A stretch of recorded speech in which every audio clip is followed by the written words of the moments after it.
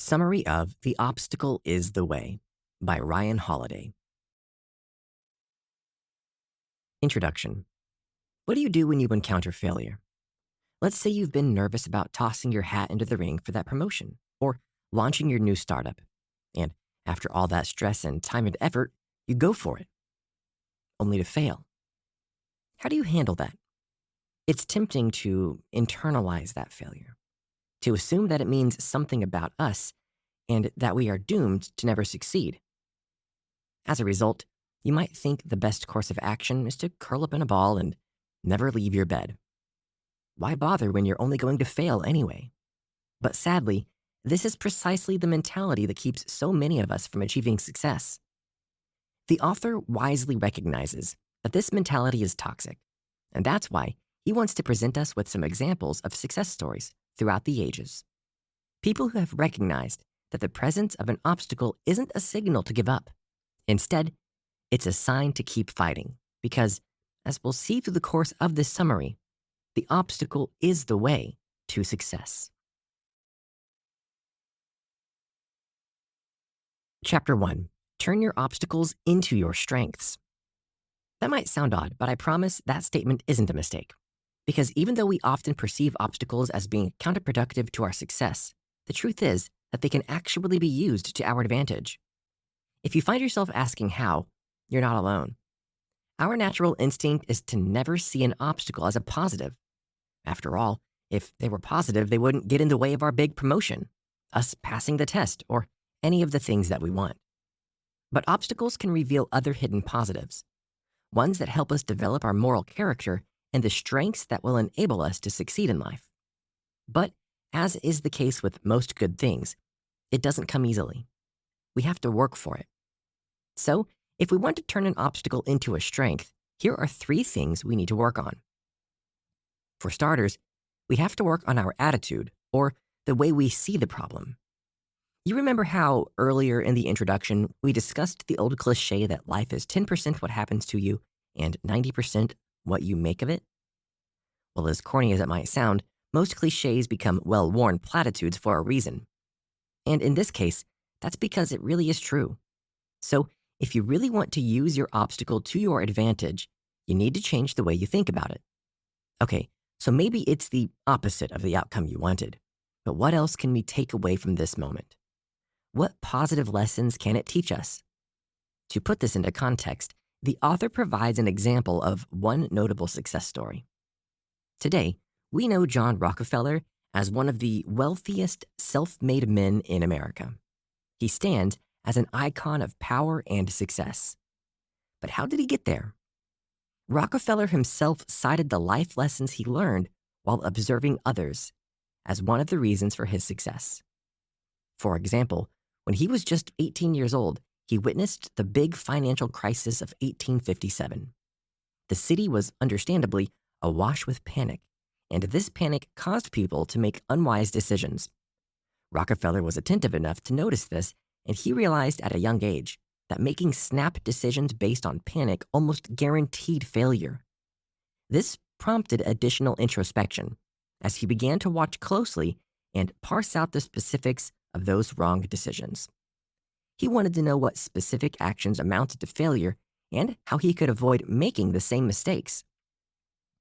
And after carefully observing the lives and failures of others, he made deliberate choices about what to avoid in his own future. This perspective enabled him to alter his view of the crisis and focus instead on the advantages available to him, like his opportunity to learn new things and better himself. And as he learned how to stay calm under pressure and resist the temptation to panic, he was honing the very qualities that would make him a successful businessman. So, as you can see, Rockefeller's story sets a positive example by demonstrating how we can use obstacles to our advantage if we simply alter our perception. But it's not enough to stop there, because if you want to truly conquer your obstacle, you also have to take action. But how do you know what the right action is? How do you tell the difference between getting ahead of your problem and reacting out of the panic? A key difference can be found through the example of Amelia Earhart. As in the case of Rockefeller, we know Earhart today for her success as a pilot. but she also had an obstacle to overcome. In her case, however, that obstacle was represented by sexism rather than a financial crisis. Because in the misogynistic culture of the early 20th century, there was no place for female pilots. But that wasn't about to stop Amelia Earhart. Instead of giving up on her dream, she decided to wait and work toward the right opportunity. To survive, she took a job that she didn't really like, and that wasn't her dream, believing that she could keep working at this to make money until she could pursue her real dream. And as she funded her day-to-day existence through her boring job, she used her time on the side to look for creative ways to break into the aviation industry. Her opportunity knocked one random day when she got a call saying that there was funding available for the first ever female transatlantic flight. Misogyny persisted, however, by dictating that she could be on the plane, but not as a pilot. Instead, she would be flying as an unpaid passenger. Of course, this wasn't her dream at all, but it was a step in the right direction. So she took the opportunity, knowing that she could use it as a stepping stone, and indeed it was. Her unpaid trip on the first female transatlantic flight served as a launching pad for her illustrious career, and she never regretted it. So, from each of these examples, we can see that your attitude and the action you take to overcome your obstacle are two of the three key things that will help you turn your obstacle into an advantage.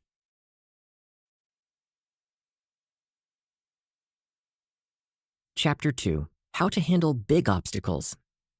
So now that we've looked at two great examples of success stories, it's time to take a closer look at our own strategies and how we can apply these principles in our lives. For instance, we can see that we need to begin by asking how we can turn each obstacle into an advantage. But we often forget that this can also be applied to even the biggest obstacles we encounter, even the ones that seem too horrifying to hold the promise of any silver lining. For example, what would you do if you were accused of a crime you didn't commit? What if you were wrongfully convicted of that crime and sentenced to life in prison? I think we can all agree that that would feel like the biggest of big obstacles. So big, in fact, that it might feel it's impossible to turn it into your advantage. But, believe it or not, even with an obstacle exactly like that, it's possible to use that struggle as a strength. Just ask boxer Rubin Carter. In the 1960s, Rubin "Hurricane" Carter had his successful boxing career cut short by a wrongful conviction for a triple homicide. He was subsequently sentenced to life in prison.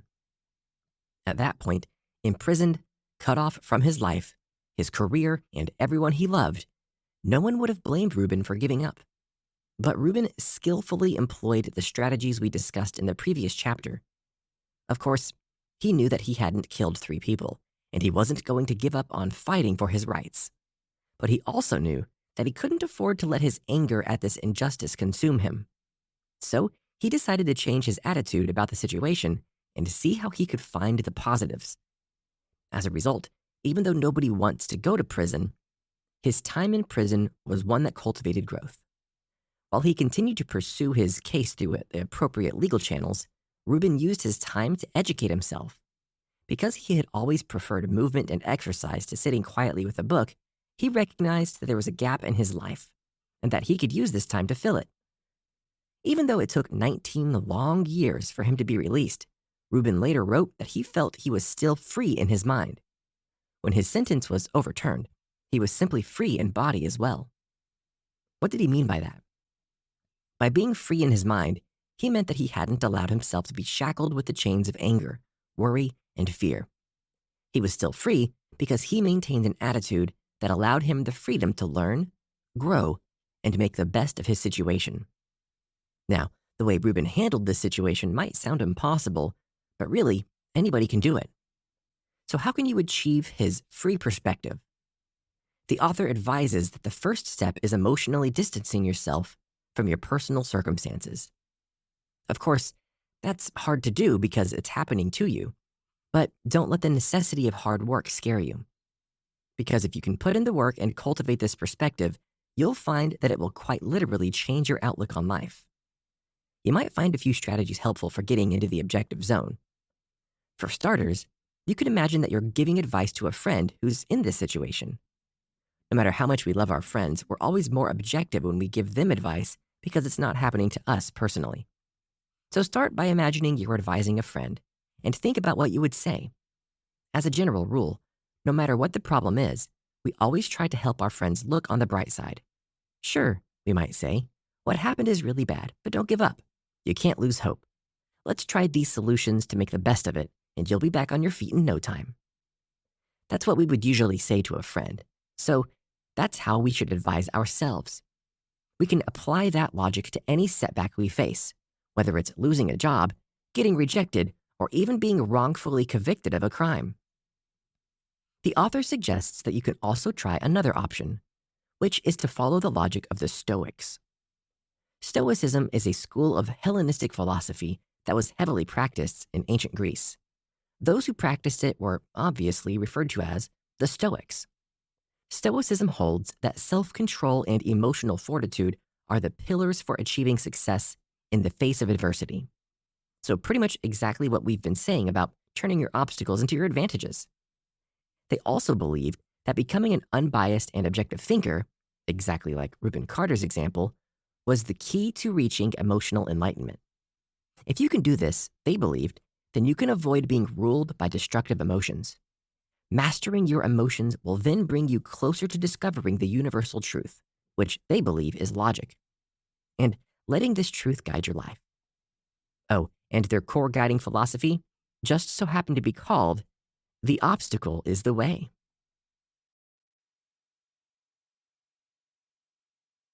Chapter 3, Overcoming Destructive Emotions. So now that we've taken a look at the Stoics' philosophy on overcoming destructive emotions and seen how that plays into Ryan Holiday's ideology, let's take a look at those destructive emotions and the steps we can take to overcome them. For starters, we can contextualize these emotions by thinking about them in the context where we usually experience them: obstacles. Because, let's be honest, no one has ever reacted to the loss of their job or the death of a loved one by saying, "Woohoo! I'm so glad that happened."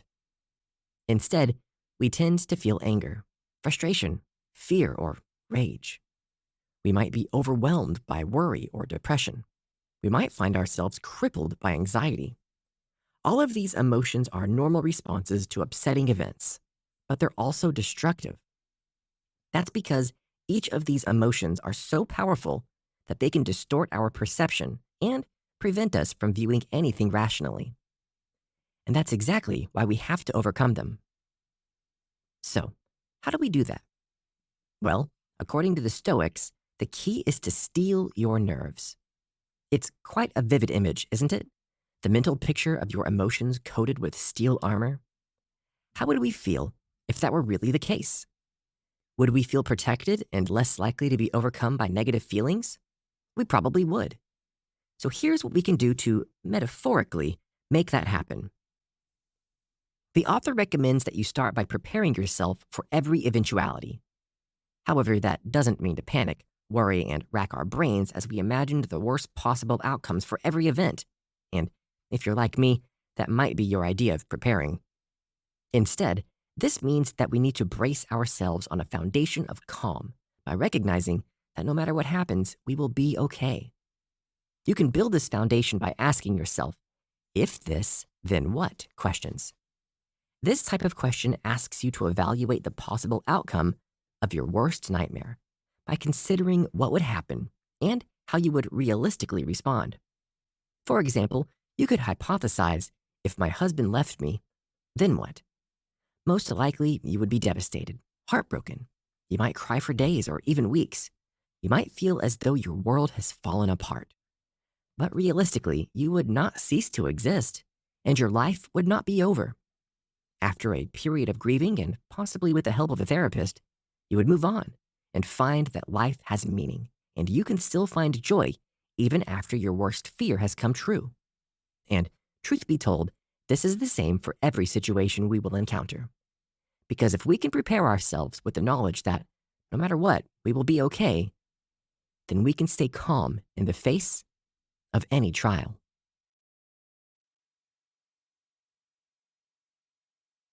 Final summary. It's easy to get overwhelmed by our emotions or to feel as though the obstacles we encounter are immovable. But Ryan Holiday wants you to know that it doesn't have to be that way. If you instead embrace the knowledge that the obstacles can be the way forward to success, you can begin to feel empowered instead of overwhelmed. You can use that obstacle as a learning opportunity and ask yourself what it can teach you instead of seeing how it can defeat you. And by practicing the teachings of the Stoics, you can learn to overcome destructive emotions. The Stoics believed that powering through the obstacle is the key to success, and that mastering your emotions will help you achieve that goal. So, if you keep that goal as your guiding principle, you can learn to alter your perspective, take the right action, remain calm no matter what, and make the most out of every obstacle you encounter. And if you put these strategies into practice, you will find that no matter what obstacle gets in your way, your heart and mind will remain free from the negative emotions that disempower you.